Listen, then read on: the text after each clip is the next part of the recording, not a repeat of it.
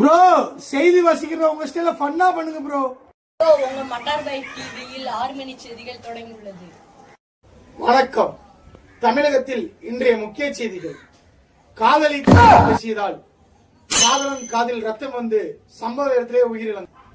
3 வருடமாக முட்டியிருந்த முட்டி சந்தை 3 நிமிடத்தில் இடித்த அமைச்சர் கலிங்கமூர்த்தி. மாட்டுக்கு பால் வராததால் மாடை தின்ற 3 மாணவர்கள் தீவிர சிகிச்சை பெற்றுக் கொண்டிருக்கின்றனர். கோவில் பொங்கலை திருடி தின்ன பூசாரி மரண கதியில் மக்கள் பயந்து கொண்டுள்ளனர்.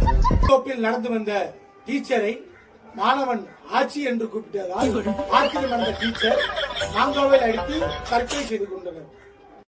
இத்துடன் செய்தி நிறைவடைகிறது. மறந்துடாம மட்டார் பேசலோட சப்ஸ்கிரைப் பண்ணிருங்க. மறந்துடாம அடுத்த வீடியோ என்னன்னு கமெண்ட்ல சொல்லிடுவீங்க. இல்ல நீங்க தான் வருத்தப்படுவீங்க.